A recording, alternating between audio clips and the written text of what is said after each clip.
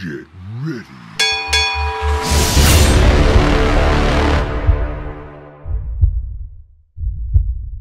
Hey everybody, welcome back to Gameboat Station with a brand new sudden death. Jared and I haven't really played any competitive games for the channel in a long while, and we figured we'd come back to play a fun game, but then Jared told me we're going to be playing Infinite, and then I said, oh. So here we are, Jared. We're playing Marvel vs. Capcom Infinite, a groundbreaking game fighter that's been established as one of the best fighters ever conceived for 2017, created by Moto Kikaku. The best game ever, and of course I am lying on those accounts. This game is kind of panned for many reasons, and when I got this game, I was going to do an unbox, but after playing it, I was like, yeah, I don't like it that much, Jared. Yeah. Also, I hope your kids like Rob Liefeld. Yeah, because once you press X, or any button, they'll see what you mean. Yeah. So we figured we might as well play this now a little bit for the channel. We'll give you tidbits of what we think of the game, I guess. But Jared and I, we played it on and off a few times since its release, and we're like, pretty much it came down to the point where after a few matches, Jared would look at me and say, "Why are we doing this to ourselves?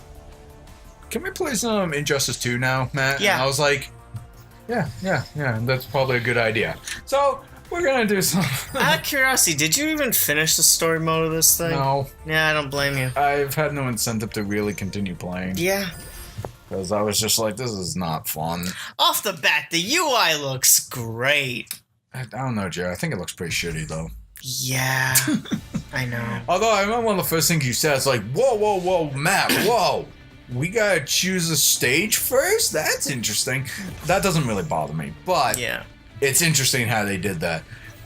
Anyway. Oh great, the lag for picking a character is still in the game. Awesome, they didn't fix that yet. So, we have two of the deals. Okay, so I got the special edition, which was pretty expensive, guys. Yeah. So I got the character pass, lucky fucking me. However, the most expensive collector thing didn't come... It came with the character season pass, not the premium costume season pass. That's another thing you have to buy separately. So one of the biggest pan to this game is Capcom's constant DLC pricing. It costs $4 for a premium costume, Jared. Yeah. Per character. You told me. By the way, look how well modeled she looks. Yeah. Doesn't Captain America look, not like an alien? Like, why does his eyes look red? Like he hasn't slept for years. Also, like, I love the size of Spider-Man's head. Oh God, no! You guys gotta see Spider-Man's head in the actual. Actually, I'll pick him just for the meme. Yes. No. That cool color scheme doesn't get And featured. I'm gonna play as Dante, who is actually my favorite character in Marvel vs. Capcom 3. In this game, he's kind of the same, but different. Anyway, I'm gonna play everyone's favorite version of Dante. Oh, Matt, you... And I don't really care who my second player is, and I don't care what stone I have. Yeah, I'm just gonna pick whatever one's across from whatever you pick, so fuck it. What's funny too is that I honestly think the premium costumes, the new skins, look like they're better modeled than the original character models. Yeah. Oh my God, no. Okay, seriously, folks. Jared and I, we are not hardcore Street Fighter gamer types. We prefer more party brawlers and, just having fun casually. And yet the irony is we love Injustice 2, which is definitely a bit more technical than this. Well, I'd like to go into more detail with Injustice 2 is like what I think is so great about Injustice. By the way, I'm just gonna do random shit. I don't really care. Also, actually, I will say this. Monster Hunter, I think, is probably the best for beginners because she's got a very simple moveset that's very brawlery, and it's also not super fast. So wow, whoa. Also, she has armor. What the fuck? Yeah, no. I figured one hit would be like, okay, yeah, you keep going. I shot you a few times. Yeah, you did. 4 or 5 times. What the fuck? She takes like minimal damage. By the way, Spider-Man. Hey, Spider-Man, why the tiny head? Seriously, look, the way he's hunched over makes him look like he's in pain, too. Yeah, also, why am I Always. using the D-pad? This is an injustice. This is not really well put together for the D-pad. Right? Gotta do the... Uh-oh. Yeah, I blocked it because I'm great like shit. Okay, so yeah, like... I really want to go into more detail with Injustice, and I'm telling this mostly as a casual fighter fan. I know people hate that word, casual, but I think there's some merit truth to that, where I feel like Injustice was designed for everyone in mind. Yeah. There are some crazy-ass combos you can do in Injustice. Oh, yeah. And we've seen it firsthand. It's good shit. What's also great about Injustice is that it also has a lot of good special moves that just a brawler can play quite easily. Yeah. And just have fun with it. Like, you don't need to learn all the crazy complex moves. You don't need to do a lot of, like, setups and executions. You could just, like, kind of like Smash. You can just play it and have fun. Yep. And Totally agree. Jared and I have different styles when it comes to be playing Injustice, but we're kind of like equal grounds for the most part. Yeah. While playing. Even Which is with, awesome. Like, we even done, like, what do you call them, like, multiverse pass-offs, where he does one mission and I do another. And we have fun with that. And I didn't mean to do that. Okay. And, ow. Well. Might as well show this off. What was the stones again? Both the bumpers. Never mind. Well, you're showing off, and you're showing it better, if anything. Well, I don't even remember what Reality Stone does, and you have Honor, so I'm pretty fucked anyway. Oh, you get the Time Stone! It's like the only stone I like. Wow, she really just ignores all damage. No, she does. That is not balanced at all. No. I mean, I'm sure there's a hardcore gamer, a fighter out there who's like, actually, if you do like a heavy hit, she can not attack. And here's another thing. Yeah. Even in Marvel vs. Capcom 3 and Ultimate Marvel vs. Capcom 3, the end screens looked a lot better. Yeah, no, Marvel vs. Capcom 3.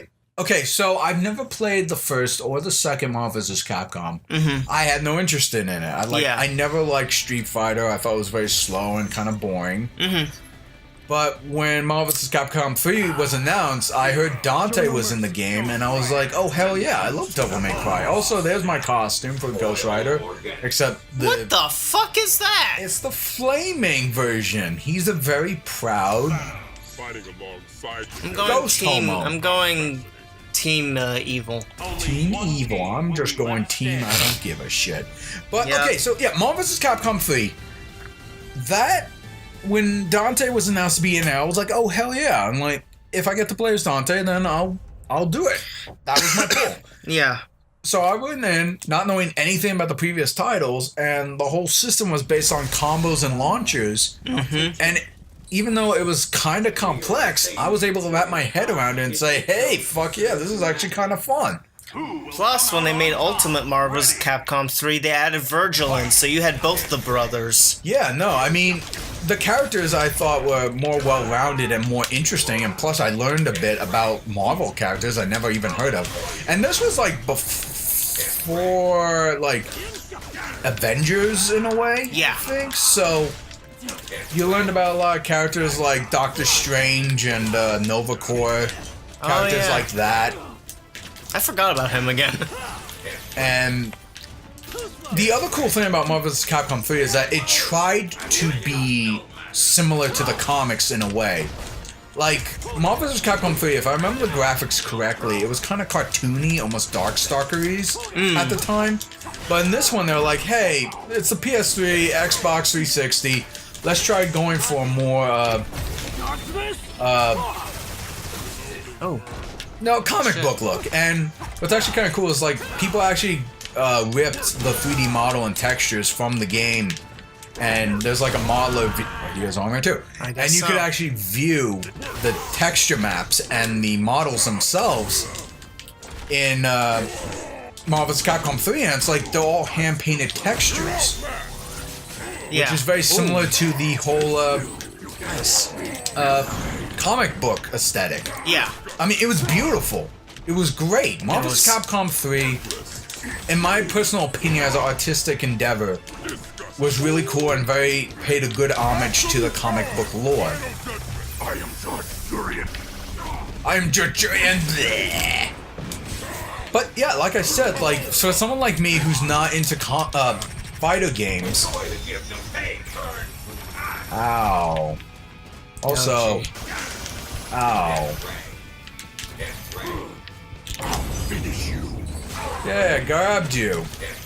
I want to show the world the shitty level 3 of Ghost Rider that they fucked up. Oh yeah, I forgot about that. I'm sorry. No, you're not. You just want kinda this to end because you know I'm suffering right now. Yeah. Oh, Also, because pain. Just kill me right now. Oh. Just do it. Yep. Just kill me. Ow, that hurt. But yeah, so Marvel vs. Capcom 3, it had the artistic direction and a interesting fighting mechanic that pros can pick up and play, but also casual fans can get into and like really invest in it. Yep. It felt more well-rounded. This, however, I feel like well, one of the biggest gripes that this game I've heard had is that there's no X-Men characters at all in this game. As you can see in the character selection. Yep. For me, for a while, we always assumed it was because Marvel Studios at Disney and the whole rights of like marketing characters and shit like that. For a while, when the Avengers were acquired, when Marvel was acquired by Disney, the stand still stood. These characters cannot interact with each other in the film verse. Yeah. As far as TV shows, video games, and toys, Marvel can still mix them around. Yeah. And I was happy for that because I played Lego Marvel Heroes. Oh yeah. And that had everybody in Marvel Universe hanging out with each other. And it was great. Yep. Had X-Men characters, had the Fantastic Four, had Spider-Man. Had Avengers. heroes and villains. Yeah, a large span. And Let's do this. Marvel vs. Capcom 3 was also kind of that as well, where it's like, oh yeah, I have Avengers, but also have X-Men characters. So, it's just... This obviously feels like it's a repercussion of the Avenger thing, so it's like, oh, Infinity Stones, we can't have the X-Men characters interact with that because of film, and that might confuse audience members. But it's like, fuck you, the video games are different from the movies, we get that. But, I could be wrong. Maybe Disney Marvel updated their deal saying like, hey, we want the rights and the revenue for video games of our properties as well. If you want to do this shit, we need to alter the deal. Right. And say like, no, we want the license. I don't know. I'm not a comic book buff when it comes to rights and things like that. I mostly just pay attention to movie news. So, that is probably the first problem with this game. For a lot of people, it's like, people love Wolverine. They like Magneto. Yep. Storm. I'm sure there's other characters as well that they hope to come back, like Cyclops. 'Cause apparently a lot of people like that character. Oh yeah. I think he was in like the earlier ones, and then he didn't show up in 3. But people were hoping he'd come back, I guess. Yeah. Also, you know, my favorite boy ain't here. Where's Akuma? He's not an X-Man. Ryu is still here. And I'm not really complaining about the fact that he's not here. But it's like, a lot of people when 3 came out were upset that the cast was so small in comparison to 2 and 1 that had it a shit ton more characters because they were 2D sprites and everything. Well, yeah, I mean, 2D sprites, those are easy to make than 3D characters, so I understood that there'd be less characters in the third one. Yeah, but this is the PS4. And a lot of these models came straight from the PS3. Yeah. Xbox 360 version. I mean, fuck, if you look at Captain America's model and just look at it, it just looks like they increased the try count. Yeah. I mean, I could go on for a while saying, like, aesthetically why this game doesn't look good. And Victory is just ahead. Like, okay, real quick, the art style of this game is pretty much non-existent. They claim it's supposed to be cinematic-based, Yeah. but honestly, it's not. It's like the characters... People said that the models look really bad. Yeah. And I agree. They kind of look like plastic figurines that you hang around your desk or something. Mm-hmm. And like I said, the third one was supposed to look like comics. All the textures were hand-painted. There was a little bit of a Toon Shader style going on. It was with the so lines. pretty. It looked good. It melded well. And I mean, fucking look at Captain America's face. Again, Rob Liefeld. It looks so fucking like rubber. Yeah.